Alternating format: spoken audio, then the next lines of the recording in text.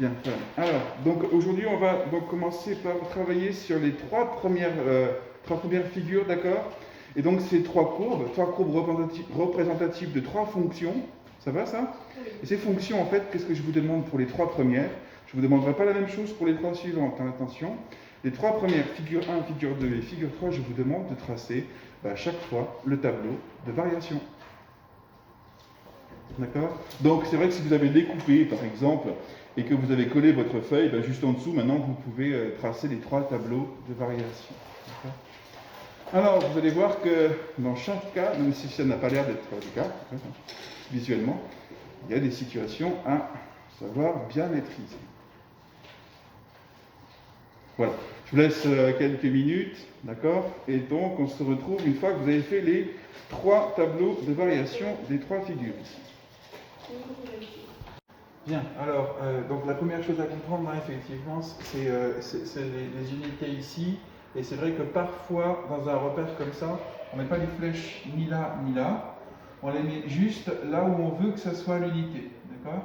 Donc par exemple, si on avait fait ça ici et ça là, ça voudrait dire qu'en abscisse, sur l'axe des abscisses ici, on aurait eu un carreau par unité, 1, 2, 3, 4, 5, 6, moins 1, moins 2, moins 3, moins 4, moins 5, moins 6. Et puis si on avait eu l'axe des ordonnées ici avec deux flèches ici, ça aurait fait cette flèche à cet endroit-là, ça aurait fait 1, 2, et puis seulement 2,5. Ici, on a pris un carreau par unité, donc on va jusqu'à 5, et on descend jusqu'à moins 5 sur l'axe des ordonnées. Alors, donc ici, pour tracer les variations de cette fonction dans un tableau, il faut regarder comment évolue la courbe de la gauche vers la droite. D'accord, hein? Ça, c'est vachement important. Hein? Et puis, il y a une première chose à dire, c'est de combien à combien ça va, cette courbe-là. Autrement dit, quel est le domaine ou l'ensemble de définition de cette fonction. L'ensemble de définition, vous vous rappelez, hein, c'est les x qui sont concernés par la courbe. Et bien, ça va de là à là. Autrement dit, le tableau de variation ici, il va aller de moins 6 à 6. Ok pour ça? Oui? Ça, je pense que ce n'était pas trop dur, j'espère que ça allait. Et ensuite, qu'est-ce qu'on fait? Évidemment qu'il y a ce petit premier écueil qui dit attends, là, la courbe là, elle monte tout droit quasiment. C'est pas tout droit, hein, on est d'accord. Hein. Et puis là, elle s'aplatit un peu. Alors, est-ce que je fais une flèche différente ou pas? Non, pas du tout. Tant que la courbe monte, tu fais une flèche qui monte. Tant que la courbe descend, tu fais une flèche qui descend. Autrement dit, combien de flèches ici en tout? 2. 2? 2. Une qui descend comme ça et une qui monte comme ça. Qu'est-ce que tu veux dire quand tu veux dire 3 ici, Akif? C'est qu'il y a 3 chiffres là où... Oui, là, je suis d'accord. Et effectivement, si tu fais 2 flèches, ça te fait 3 extrémités. Hein, d'accord? Donc effectivement, c'est une flèche qui descend puis une flèche qui monte, et qu'il ne faut pas se tromper ici. On est bien d'accord que le point important ici pour ce tableau, c'est à cet endroit-là. C'est ce qui se passe ici au niveau de ce tableau. Et vous voyez que cet endroit-là, qui est ici le point le plus bas de la courbe, eh bien, il existe à l'abscisse moins 1 et à l'ordonnée moins 4. Alors, où est le moins 1, où est le moins 4? Ne vous plantez pas. Ici, c'est moins 1, ici, c'est moins 4. D'accord? C'est bien les x ici qui valent moins 1 quand vous êtes au point le plus bas de la courbe. Alors, le point le plus bas de la courbe, eh bien, son ordonnée s'appelle le minimum, si vous vous rappelez, en fait, c'est pas très important. Ce qui m'intéresse plus, moi, c'est ce que j'ai vu sur vos cahiers. J'ai vu marquer figure 1, figure 2, figure 3. Je suis entièrement d'accord, c'est bien la figure 1, figure 2, figure 3. Mais comment elle s'appelle cette fonction-là? Parce que là, normalement, on met variation de, puis on met le nom de la fonction, là. J, I. Ah, tu veux prendre ça et ça? Ah non, regarde, c'est le même. O.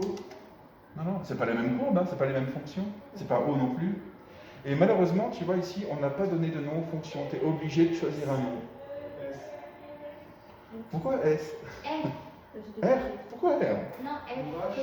Pourquoi H? Pourquoi? Mais tout ça, c'est correct. Il faut juste qu'on se mette d'accord. Par contre, j'ai un truc à vous proposer.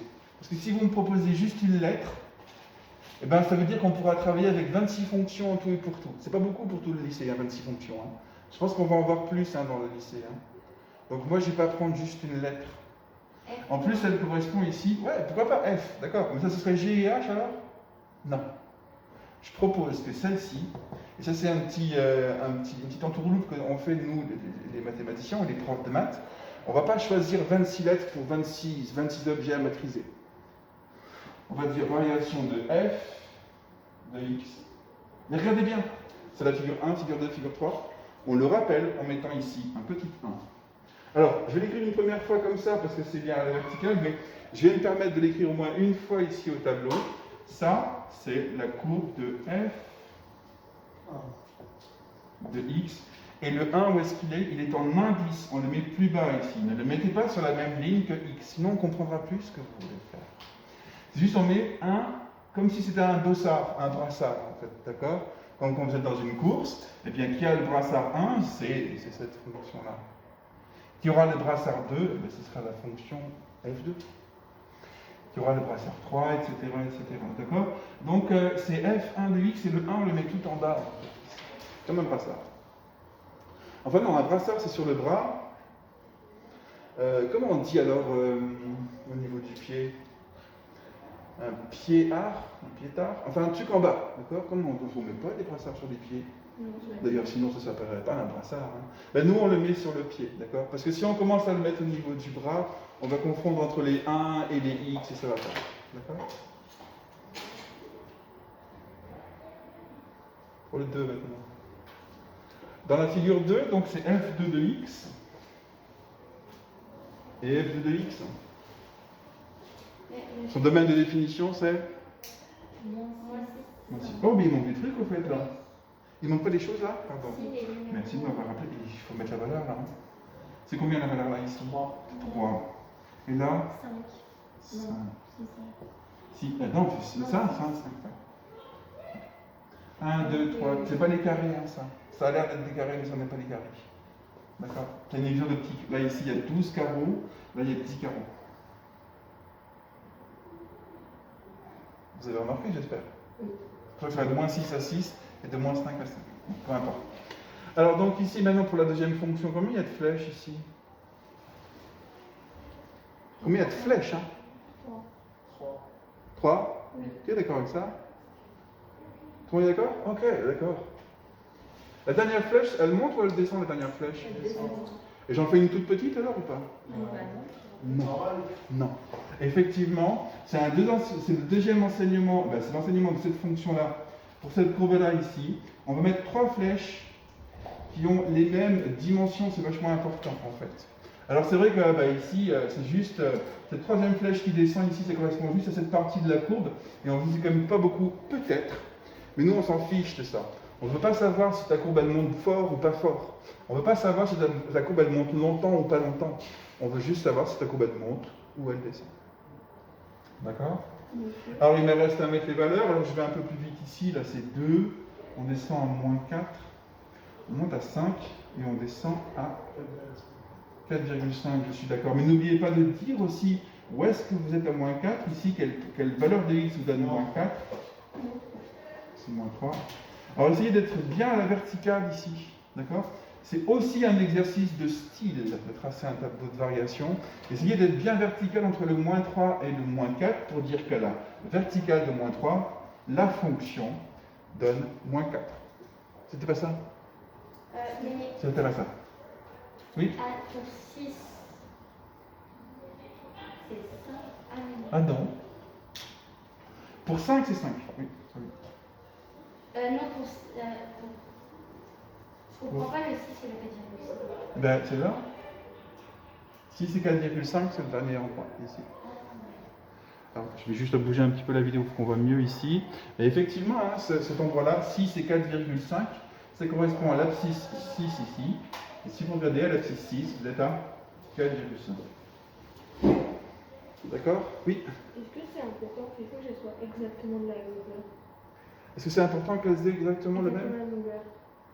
Ben, essayez de pas suivre la courbe. Ce qui est important, c'est de ne pas suivre la courbe, d'accord? C'est vachement important. Par exemple, ici, j'espère que tu n'as pas fait des flèches très verticales ici, et là, quasiment horizontales. Ça me donne pas une bonne idée, c'est d'accord?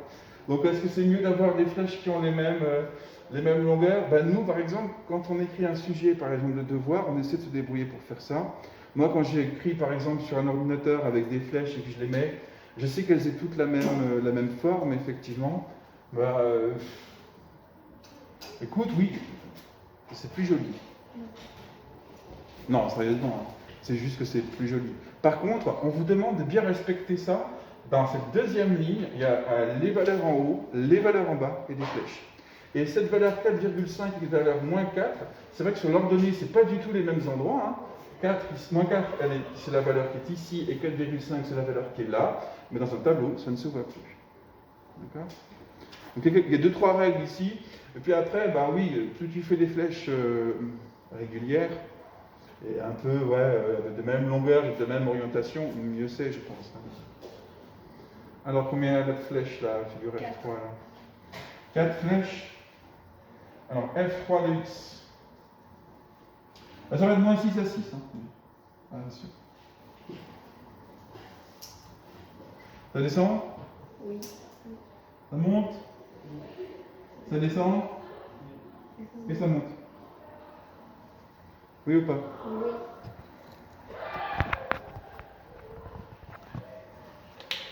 Non? Oui, je vais juste essayer d'avoir des sons étranges dans la vidéo et tout ça. Donc ici, ça descend ici jusqu'à la valeur, ça va de 5 jusqu'à moins 3. Après, ça remonte à 3. Tu vois qu'il faut toujours laisser un peu de place pour mettre le chiffre quand même. Hein. Si tu mets ta flèche trop, comme là par exemple, je vais être obligé d'effacer pour pouvoir mettre le chiffre. Après, quoi 3? C'est 4. Non, 1, 2, 3, c'est 3. À la place de 5. Ah oui, c'est 4. 4 moins 3, 3. Ici, ça descend à combien là? 1,5. Ouais. Et vous êtes d'accord, hein? On ne sait pas exactement. C'est vrai, hein, c'est peut-être 1,45, c'est peut-être 1, bon, c'est peut-être 1,4 même d'ailleurs. Parce que vraiment, c'est un gros trait là. Mais on ne peut pas savoir. Et ici, bien sûr, on remonte à 4,5. Donc, je vais devoir effacer ma flèche pour pouvoir écrire ces 4,5. Il reste à trouver. Alors, ces valeurs-là qu'on appelle des valeurs charnières, c'est-à-dire les endroits, les valeurs de x qui font qu'il y a un changement de sens ici de variation, eh bien, moins 3 ici, ça arrive pour la valeur charnière moins 3. 3, ça arrive pour la valeur charnière 0. Et puis 1,5, ça arrive pour la valeur charnière. Allez, d'accord, ça me va comme ça. 4 flèches, 5 valeurs là-dedans, donc 3 charnières. D'accord? Ça va? Bon, bilan. Vous ne vous souciez pas de savoir si la courbe elle calme ses montées ou ses descentes, on s'en fiche. Du moment qu'elle monte, tu ne changes pas ta flèche. Ça, c'est vachement important. Et puis, bien sûr, autant de flèches, autant de valeurs là-dessus, plus une. Ici, il y a toujours une, plus, s'il y a 3 flèches, ici, il y a 4 valeurs. S'il y a 4 flèches, ici, il y a 5 valeurs. C'est important. Dernière chose, ben oui, ça, c'est pas la fonction, figure-toi. Hein. Puisque vous avez sous les yeux, c'est pas la fonction elle-même. J'espère que c'est un peu plus clair maintenant.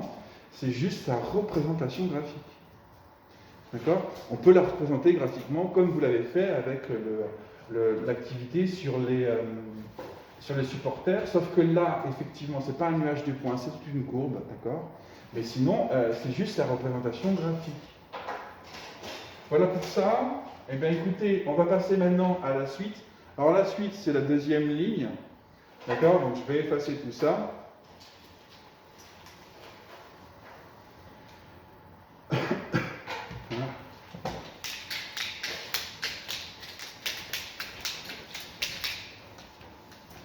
Voilà. Et puis on va passer à la deuxième ligne, donc figure 4, 5 et 6.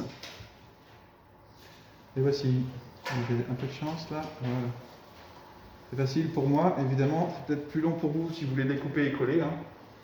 Voilà. Alors on ne va pas se poser la même question, faire des tableaux de variation, c'est sympathique, mais est-ce qu'on peut en faire des milliers? Oui. Dans l'absolu, il faudra en tracer des milliers de tableaux de variation.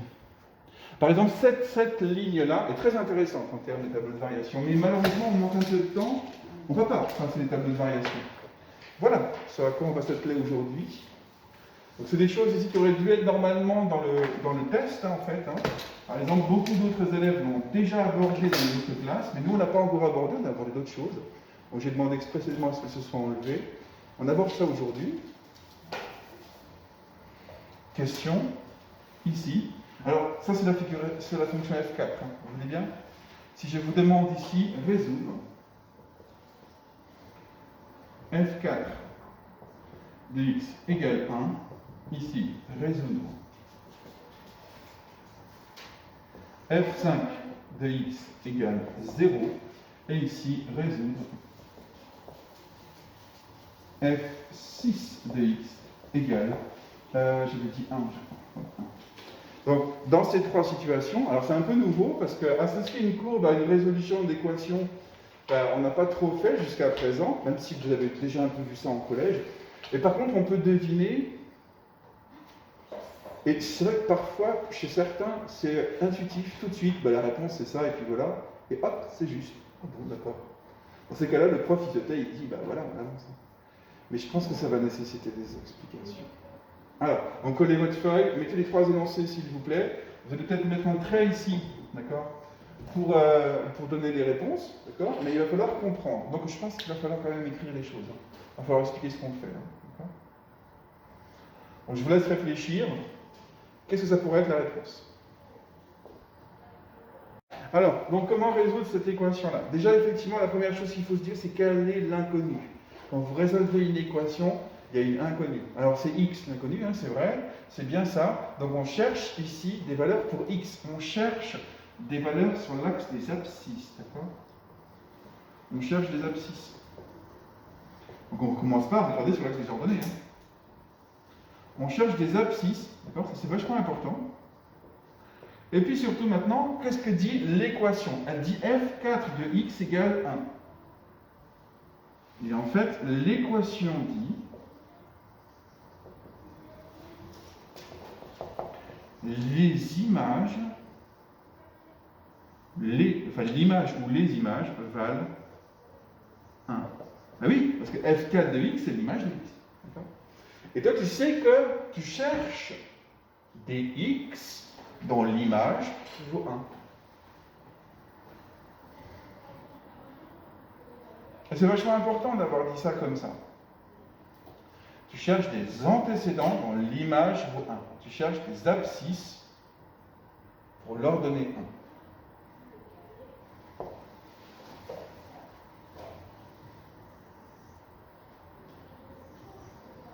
Bon, je mélange un peu abscisse et antécédent, et puis image et ordonnée, j'espère que ça va. Peut-être qu'il faudrait mieux dire ici, on cherche des antécédents. Mais ici, sur un graphique, ça correspond à des abscisses. Ça. Alors, ici, donc, il faut bien comprendre que c'est des images par la fonction, d'accord? Donc, il faut rester sur la courbe de la fonction f4, ici. Et on cherche les endroits où vous avez une image qui vaut 1 sur la courbe. Où sont les endroits où l'image vaut 1 sur la courbe? Eh bien, il y en a deux. Celui-ci et celui-là. Ben, s'il vous plaît, repérez-les sur le graphique. À ces deux endroits, sur la courbe, f4 de x vaut bien 1. Mais bien sûr, ça n'est pas tout. Quand vous avez fait ça, vous avez fait la moitié du travail. On vous demandait résoudre f4 de x égale 1. Résoudre, ça veut dire donner des valeurs de x. Et non pas trouver des points sur une courbe. Et évidemment, maintenant, on l'a dit, ce sont les abscisses de ces points, les valeurs de x, les solutions. Et c'est effectivement, alors, moins 4,5, moins 2, moins 4,5, moins 4,6. Honnêtement, ce n'est pas super précis, hein, on est bien d'accord, hein, j'espère là-dessus. Mais ce sont ces deux valeurs qu'on va mettre avec, ici, du environ égal, x égale moins 2. Voici les deux solutions, d'accord? X environ égal à moins 4,5 ou x environ égal à moins 2. Bon, pour moins 2, ça a l'air quand même d'être plus juste parce que le trait passe vraiment pile sur le quadrillage. Pour celui-là, on sait peut-être un petit peu moins, mais on ne le sait pas de toute façon de manière exacte, ni pour l'un ni pour l'autre. Ah. Peut-être qu'on peut accepter ça. Parce que quand même, on est pile sur le trait là.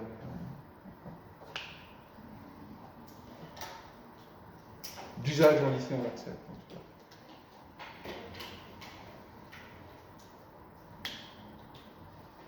Donc c'était ça en fait. Ah, bah c'est facile alors, f5 de x égale 0. Bah c'est facile ça. Allez, on le fait. f5 de x égale 0, vous cherchez les points qui donnent 0 sur la courbe, hein, qui ont pour résultat 0.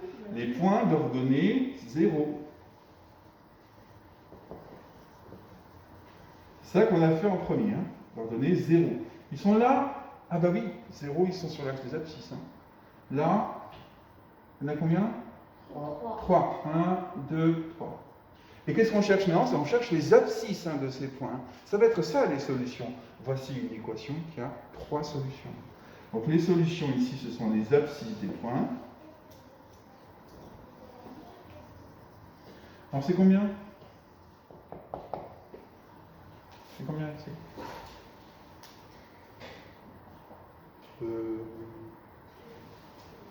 X égale quoi? Ou x égale quoi? Ou x égale quoi? Oh, le dernier, il est facile. Celui le plus à droite. C'est x égale combien? 5.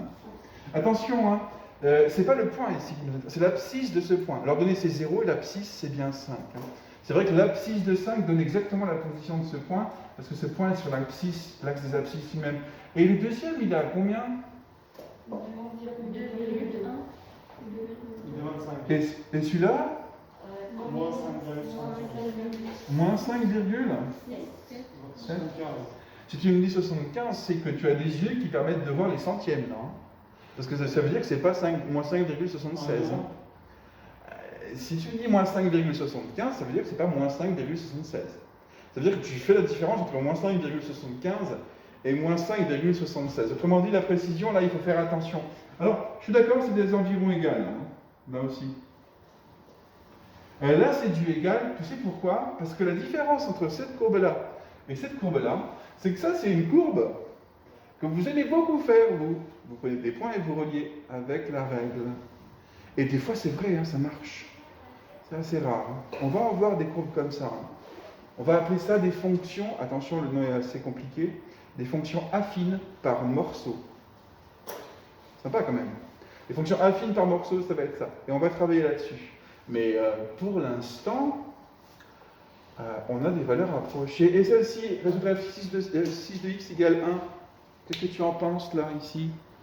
Est-ce qu'il y a des points de la courbe d'ordonnée 1? C'est quoi la réponse là? Ce n'est pas possible. Ouais, pas de solution. Il y a des fois des équations qui n'ont pas de solution. Ça va? Alors, ce serait trop facile hein, si on s'arrêtait là. Hein. Vous savez bien que j'aime bien vous torturer un petit peu quand même sur la fin de la séance. On ne sait jamais. Vous pourriez sortir des mathématiques sans être fatigué. Moi, j'aime bien quand vous sortez des maths en étant fatigué. Parce que sinon, c'est trop facile tout ça. Et moi, je ne suis pas d'accord avec les réponses dans la deuxième colonne. Oh. Parce qu'on peut être carrément exact. Tu sais pourquoi est-ce qu'on peut être exact ici? Parce que c'est des segments. Quand c'est une courbe, tant que tu n'as pas la fonction, l'expression pour faire les calculs, tu ne sais pas exactement où tu tombes avec une courbe. C'est pas un cercle, hein. C'est pas une ellipse ou une curve ou un truc, c'est une courbe. Ça tombe en fonction des calculs que tu pourrais avoir quant à l'expression f de x égale temps. Comme dans le devoir surveillé, vous aviez f de x égale blablabli, blablabla, et qu'on vous demandait de calculer f de 5 demi. Ça vous donnait un résultat exact, et ça te donnait un point sur la courbe, si tu veux tracer la courbe. Mais ici, c'est des segments. C'est des segments. X égale 5, ça va. Mais moi, je veux des valeurs exactes ici. Égal. Et si je peux me permettre, par exemple ici, je vais juste compléter un peu le dessin. Faites-le au crayon de papier, s'il vous plaît. Je vais juste compléter ce dessin ici avec ce segment-là, comme ça. Je vais prendre ce trait-là. J'espère que ça va. Ce trait-là. Et donc, j'ai tracé ici un triangle. Alors, il est triangle rectangle. Bon, peu importe. J'ai surtout un triangle comme ça. Et puis, j'ai aussi cette longueur-là. Ah, cette longueur-là, elle me plaît bien, en fait. Parce que j'ai un trait comme ça, maintenant. Et ça, c'est une configuration de Thalès, mesdames et messieurs. Ah oui, parce que tu as deux droites parallèles. Celle-ci et celle-là. Ces deux-là sont parallèles. Dans un triangle. Ah oui. Et moi, je suis sûr que tu peux calculer ça. Tu sais pourquoi? Parce que ce trait-là, c'est exactement 1. Tu regardes le segment, comment il fait. Hein. Ce trait-là, ici, il mesure combien? 6. 6. Et ce trait-là? 4. Oh, tu as tout là pour faire ça. Faites-le. Ça vaut combien? C'est Thalès qui va vous le dire. C'est Thalès qui vous le dit. Alors bien sûr, hein, on va faire celui-là après aussi. Hein.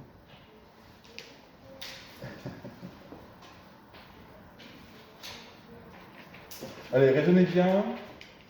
On a fait ça avec Pythagore en début d'année, et puis Thalès aussi quand même, quand on traçait des valeurs sur un axe. Et ben là, c'est la situation est un peu différente, mais ça revient un peu au même problème, quoi. Combien c'est ce petit segment? Combien est-ce qu'il mesure?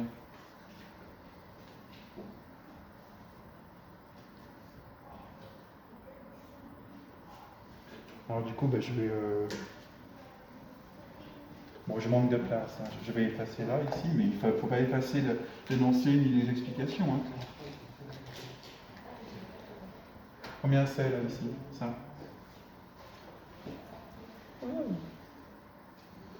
Qu'est-ce qu'il dit, Thalès? Il disait plein de trucs, mais il a dit un truc là-dessus. Il a parlé de pyramide, tout ça, mais on s'en fiche ici. Qu'est-ce qu'il a dit ici? Il a dit petit sur grand égale petit sur grand égale petit sur grand. Ou il disait grand sur petit égale grand sur petit égale grand sur petit. C'est quoi? Ben ça, c'est pas Thalès. Ça, c'est ton prof de 3e qui t'a enseigné Thalès, ou 4e, 3e. Mais je sais pas, moi, maintenant, comment on te l'a enseigné. Tu disais grand sur petit, toi? Oui. Tout le monde? Tu disais quoi, toi? Terre? J'ai jamais su le calculer. Mais tu disais grand sur petit ou tu disais petit sur grand? Grand sur petit. Grand sur petit. Ok, ça me va. Alors, qu'est-ce que te dit Thalès? Regarde, je vais refaire le dessin peut-être dans une... Je vais le mettre à plat, parce que ici, en le mettant à plat, tu vas mieux voir les choses. Ici, c'est 1. Et puis tu sais, t'es pas la seule hein, à pas savoir bien utiliser Thalès, hein, c'est sûr. C'est pas si simple, hein, Thalès. Hein. Enfin, c'est simple quand on a compris, je trouve. Mais quand on n'a pas compris, c'est pas très simple. C'est une histoire de ce qu'on appelle le triangle isométrique. Ça veut dire que ce triangle grand, là, il est juste un grossissement du triangle petit. Zut, je sais plus ce que vous avez dit. Grand sur petit ou petit sur grand? Grand sur petit. C'est les dimensions qui vont changer. La dimension du grand, là-dessus, c'est 6. La dimension du petit, dans le même ordre, c'est 4. La dimension du grand en vertical, c'est 1. La dimension du petit en vertical, c'est... Ah ben c'est ce qu'on cherche. Ah, mais je l'appelle comment? Et je l'appelle pas X. Hein. Parce que X, c'est un peu autre chose. Point d'interrogation, ça va? Oui. Voilà. Et bien ça me suffit ça. Parce que quand est-ce que deux fractions sont égales? Quand les produits en croix sont égaux. Ou alors, et peut-être que tu as vu ça, et c'est vrai que c'est une manière un peu synthétique de le dire, ce que tu cherches ici, le point d'interrogation, c'est ça fois ça divisé par ça. Tu te rappelles ça? C'est 1 fois 4 divisé par 6. Tu vois, première chose, ben déjà tu repères Thalès avec des droites parallèles, et ensuite tu dis les dimensions du grand divisées par les dimensions du petit. Dimension du grand divisée par la dimension du petit.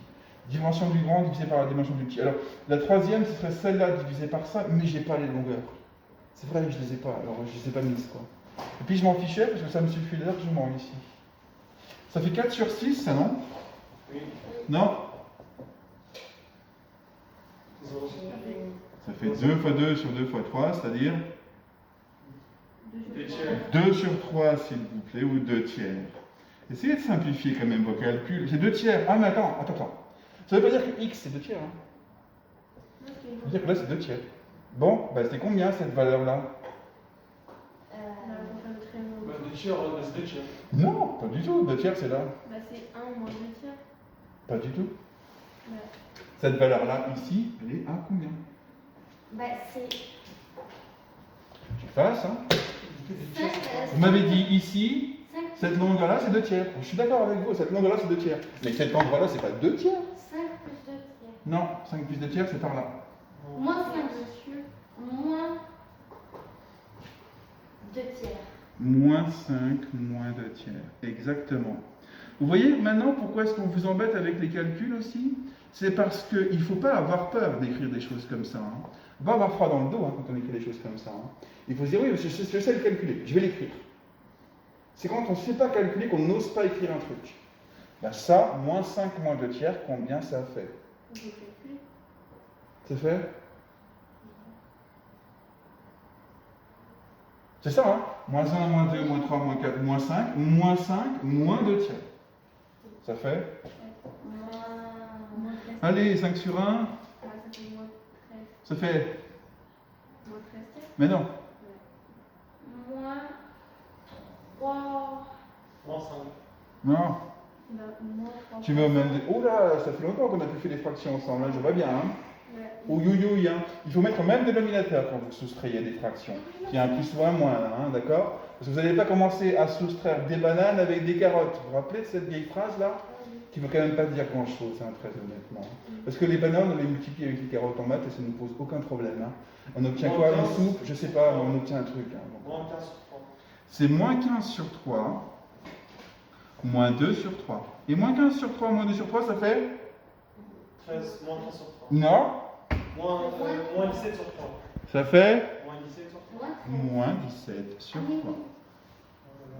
Alors, je vais l'écrire un peu mieux, parce que c'est très moche ici. La première réponse ici, c'était pas, je ne sais plus combien vous m'avez donné, avec des 75 ou des 7, là, pas du tout.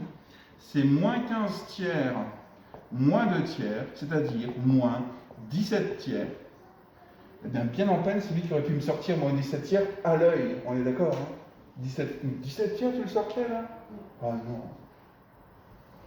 Tu dois faire un raisonnement. Alors x égale 5, je crois qu'on ne reviendra pas là-dessus. Hein.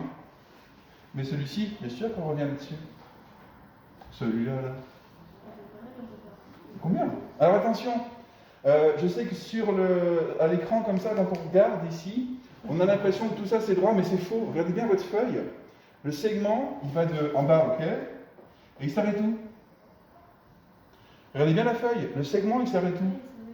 Il s'arrête là, vous ne pouvez pas l'attraper. Pile là.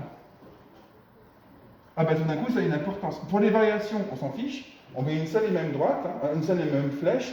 Et maintenant qu'on veut des valeurs exactes ici pour une équation, là on trouve pile 100. Allez, c'est combien là? Je vous laisse faire le calcul. Moins 5. Mais non.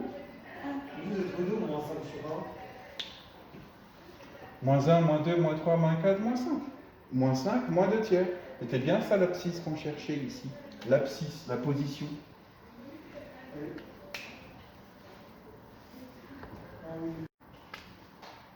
Voilà, donc voilà la situation ici, hein, avec 4 ici et 1 là. Et puis là, c'est ce qu'on cherche ici. Donc 4 ici et 1 là. Et puis là, c'est ce qu'on cherche. Avec au bout ici un carreau hein, de différence. À chaque fois, on a eu un carreau. Ça serait bien qu'un jour, on ait 2 carreaux de différence. Hein. Mais ça n'arrive pas nulle part. En tout cas, pas sur cette courbe-là. Donc un carreau ici, d'écart ici. Et donc vous cherchez cette longueur-là. Et bien cette longueur-là, du coup ici, tant pis, hein, je vais effacer ce qu'on a fait tout à l'heure. On se rappelle que c'est moins 17 tiers. Et ici, la deuxième valeur, moins 17 tiers, ou bien, eh bien ici, c'est ce qu'on cherche ici. Et donc on fait grand sur petit, ou petit sur grand après tout. Ça ne changerait pas grand-chose. Hein. Grand sur petit, c'est 4 sur 1, égale grand sur petit, égale 1 sur ça. Et donc, cette valeur-là, c'est ça fois ça, divisé par ça. Okay? C'est 1 fois 1 divisé par 4. C'est un quart. Un quart, hein? Moi j'ai un quart. Hein? Alors un quart, si vous voulez, c'est 0,25. Ça va nous aider parce que 0,25 c'est pratique, ça nous donne donc 1, 2, x égale 2,25. Voilà. Attention à ça, ça aussi c'était nouveau. Voilà. Je vous souhaite une bonne fin d'après-midi. On se retrouve demain. Demain, on résout des inéquations. Attention. C'est un tout petit peu plus longuet. D'accord? Merci de votre attention.